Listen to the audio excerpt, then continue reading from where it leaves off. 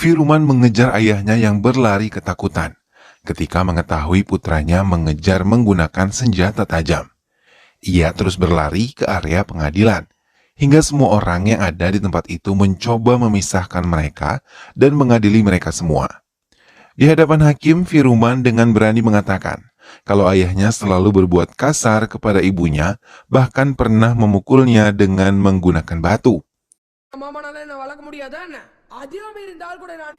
Karena tidak memiliki cukup bukti, Firman pun tidak bisa memenjarakan ayahnya.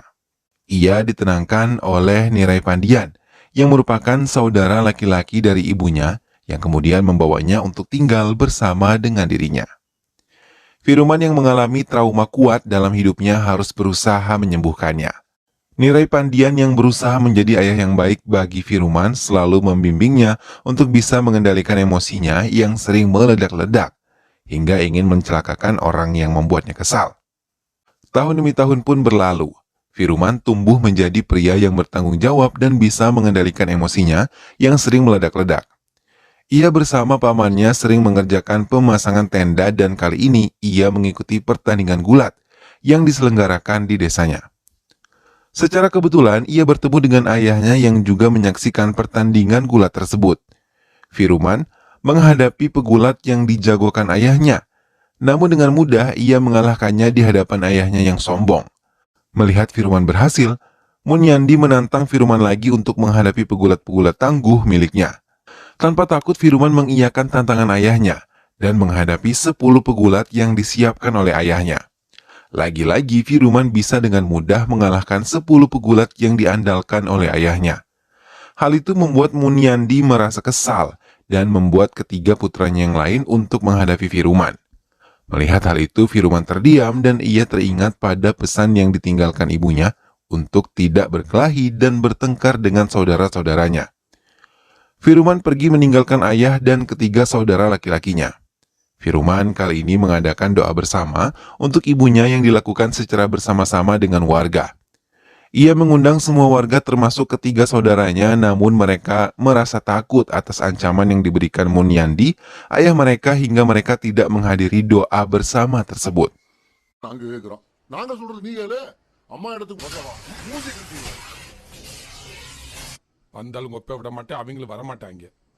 Namun Tain bersama teman-temannya datang pada acara itu. Hal itu membuat Firman menjadi gugup, karena selama ini ia menyukai Tain secara diam-diam. Tain adalah saudara ipar Selvam, kakak pertamanya, yang selalu merawat Munyandi yang menderita diabetes. Kali itu pun Tain dipanggil hingga ia tidak menyelesaikan doa bersama itu untuk memberikan perawatan pada Munyandi. Namun, saat Firman kembali tidak bisa mengendalikan emosinya dan bertengkar dengan keluarga besarnya.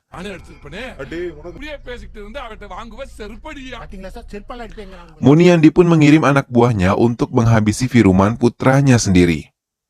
Tapi dengan mudahnya, Firman melumpuhkan mereka.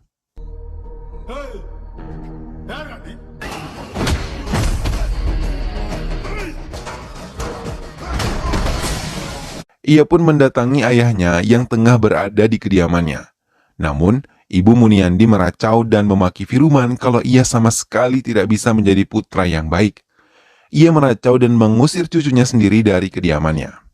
Firman pun pergi meninggalkan kediaman ayahnya dengan hati yang diliputi kekesalan.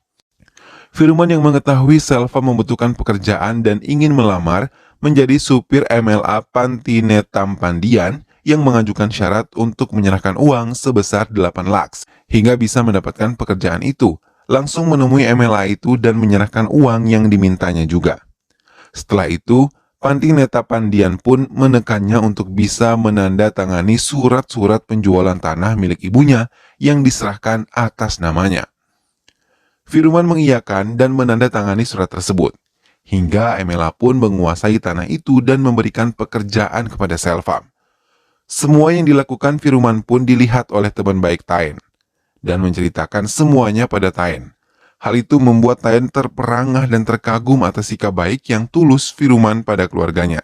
Kebaikan tulus Firman membuat Tain belajar untuk mencintai Firman. Ia pun mengajak Firman untuk mengantarnya ke kediaman Munyandi. Untuk pertama kalinya setelah bertahun-tahun, Ia meninggalkan rumah ayahnya, kali ini ia menginjakannya lagi. Masa-masa indah dan kenangan bersama ibunya tiba-tiba mengalir begitu saja, terlebih saat ia melihat foto sang ibu terpasang di dinding rumahnya. Air mata Firman mengalir, namun dengan cepat ia hapus ketika Taen datang dan ia mulai menyadari kalau sosok ibunya kini menjelma di diri Taen. Dengan memberanikan diri, Taen mengatakan perasaannya pada Firman. Dengan senang hati, Firman menerima hal itu karena selama ini ia hanya memendamnya sendiri. Muniandi yang mengetahui hal itu membuatnya geram dan marah. Ia bahkan mengancam akan mengusir Taen jika ia benar-benar memilih Firman untuk kehidupannya. Ancaman itu menggema di seluruh sudut rumah hingga membuat semua anggota keluarga menjadi ketakutan.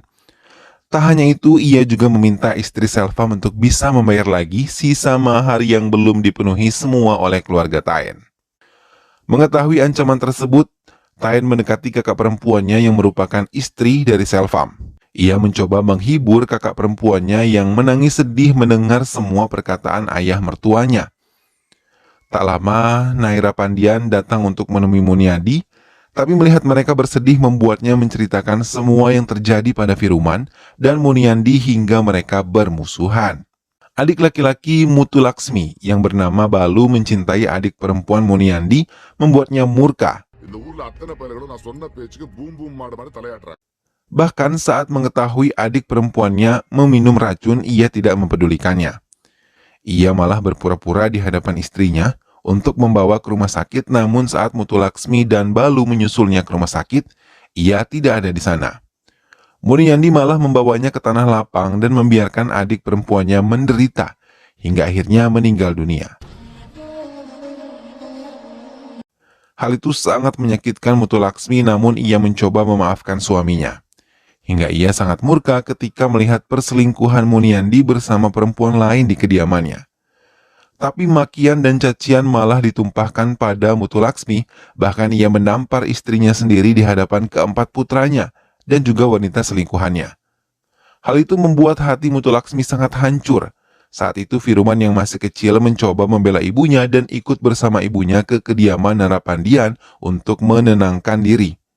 Di tempat pamannya, Firman mendapatkan kasih sayang tulus dari sosok ayah yang selama ini tidak ia dapatkan. Namun ia sangat merasa sedih ketika tahu ibunya yang menelan kekecewaan dari ayahnya malah menghabisi dirinya sendiri dengan membakar dirinya di kediamannya. Firman menjerit-jerit dan tidak sanggup melihat ibunya meninggal dalam keadaan sangat menyedihkan. Air mata Naira Pandian mengalir mengingat semua kejadian yang ia pendam selama puluhan tahun. Begitupun Taen dan kakak perempuannya. Mereka pun merasakan kesedihan mendalam dari Firman. Ketegangan kembali terjadi antara Muniandi dan Firman. Hingga semua warga berkumpul. Firman mencoba menasihati Selvam untuk tidak lagi bergantung pada ayahnya dan fokus pada keluarga kecilnya saja. Selvam juga sudah memiliki pekerjaan yang baik. Mendengar hal itu, Muniandi merasa sangat marah, terlebih Selvam mendengarkan nasihat istri dan Firman, hingga ia memilih untuk melangkahkan keluar dari kediaman ayahnya bersama keluarga kecilnya. Muniandi menyiapkan senjata tajam dan ingin menghabisi Firman. Melihat hal itu, Firman pun terpancing dan ingin menghabisi ayahnya, hingga ia mengeluarkan senjata tajam yang ia simpan di balik bajunya. Dengan cepat, semua orang menahan mereka. Namun hal yang paling mengejutkan ketika Taen malah mencium mesra Firman di depan warga lain.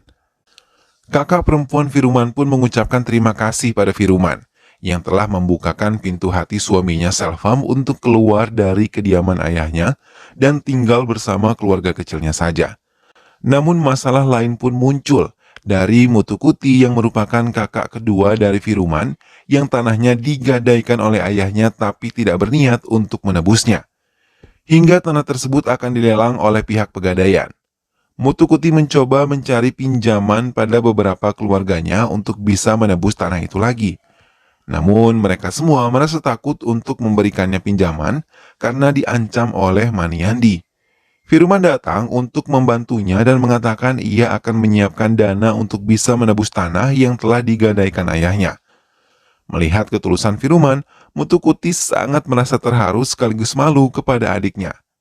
Sebaliknya, Muniandi malah mendatangi Sonapona untuk menggagalkan putranya memenangkan pelelangan itu dan ia juga memberikan imbalan sebesar 2 lakhs. Sonapona pun menjalankan tugasnya dengan baik.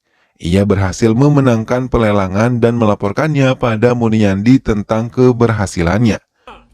14 லட்சத்தி 7,500. யோ, 15. நீ வேற 5 லட்சத்துக்கு மேல எடுத்து எங்களுக்கு கட்டுப்படியாகாது. Mendengar hal itu, ia merasa senang karena ia bisa memiliki tanah dan bangunan milik putranya. Namun hal pintar dilakukan oleh Firuman. Ia yang dikejar oleh Sonapona dan anak buahnya malah mengurung mereka dan tidak membiarkan mereka keluar selama 1 jam. Setelah mengurung mereka, Firuman dan Mutukuti mendatangi pegadaian dan menebus semua tanah serta bangunan miliknya, karena Sonapona tidak datang untuk mengambil lelangan tersebut. Mengetahui hal itu, Muniandi pun marah dan meminta Sonapona untuk bertanggung jawab. Sonapona pun menyanggupi dan ia bersama anak buahnya kembali mendatangi Firuman untuk menuntut balas. முட்டை கேட்டா முட்டை போட்டா கொண்டு வர.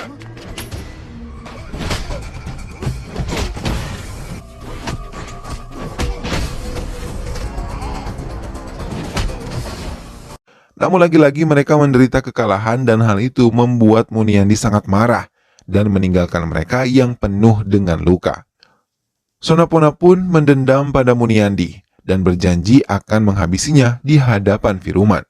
Kemarahan Muniandi membuatnya melampiaskan semuanya pada Taen dan ayahnya yang masih tinggal bersama di rumahnya. Ia mengusir keduanya karena masih memiliki hubungan dengan Firuman. Taen dan ayahnya pergi dan menempati kediaman Nirapandian untuk sementara. Melihat hal itu, Nirapandian merasa sangat bahagia menerima mereka. Ia juga menunjukkan lemari Firuman yang berisi penuh sari. Ia menjelaskan kalau sari-sari tersebut dibeli oleh Firuman setiap bulan purnama yang dipersembahkan kepada dewa atas nama ibunya. Taen merasa sangat bahagia dan beruntung menerima lamaran dari Firuman untuk menjadikannya istri. Mereka pun memutuskan untuk mempercepat pernikahan mereka. Saat Firuman dan Taen menikmati makan siangnya, mereka tanpa sengaja bertemu dengan Ilango, adik bungsu Firuman yang juga bersama kekasihnya yang merupakan putri dari MLA Patinempadi. Ia mencoba menasihati adik laki-lakinya untuk memperjuangkan cintanya walaupun ditentang oleh ayah mereka. Ilango pun mengiyakan dan menuruti semua perkataan Firuman. Muniandi yang mengetahui putranya memiliki hubungan khusus dengan putri MLA, membuatnya senang karena ia berpikir kalau kekayaannya akan bertambah jika memiliki seorang menantu keturunan MLA. Hingga ia memutuskan untuk melamarnya. Namun Patinempadi tidak menerimanya. Hingga tiba-tiba Firuman datang dan meminang putri MLA untuk adiknya. Ia mengatakan kalau adik laki-lakinya mampu menjadi suami yang baik dan bertanggung jawab bagi istrinya kelak, dan akan memberikan keamanan yang baik. Hal itu membuat Patinempadi menjadi tenang dan menerima lamaran Ilango melalui Firuman. Muniandi pun murka dan mengatakan tidak setuju atas hubungan Ilango. Ia juga memutuskan untuk mengusir putranya dari kediamannya. Ilango melangkahkan kakinya keluar dari kediaman ayahnya dan memilih mengikuti kata hatinya untuk tinggal bersama Firuman serta pamannya. Kediaman Muniandi pun berangsur-angsur sepi, tidak ada lagi gelak tawa dan kebersamaan karena semua keluarga telah angkat kaki dari tempat itu. Muniandi sendiri pun merasa kesepian dan menghabiskan waktunya untuk banyak meminum alkohol hingga membuat ibunya merasa sedih dan tiba-tiba Muniandi pingsan hingga membuatnya panik. Ia berlari menemui Firuman dan melihat semua keluarganya berkumpul di tempat itu. Hatinya sedih dan menyesalkan semua yang selama ini telah terjadi. Muniandi yang telah dibawa ke rumah sakit pun tengah ditangani oleh dokter. Dan dokter mengatakan kalau ia menderita gagal ginjal dan butuh donor ginjal yang sesuai hingga semua keluarga yang berkumpul bersedia untuk dicek dan menolongnya. Balu berhasil mendonorkan ginjalnya. Air mata Muniandi mengalir melihat ketulusan keluarganya dan menyesali semua keserakahan yang ada di dirinya selama ini. Ia memutuskan untuk kembali ke rumah dengan diam-diam.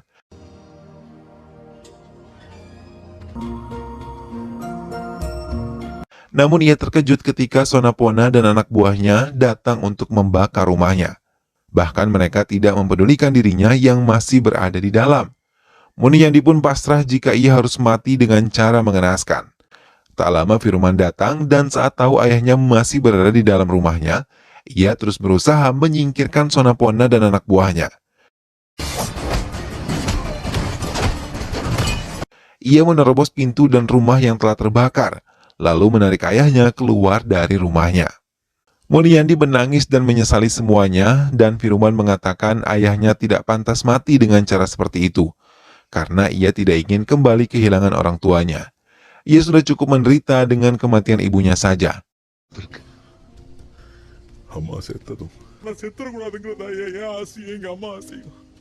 Mulyandi pun meminta maaf dan memeluk putranya yang telah memaafkannya.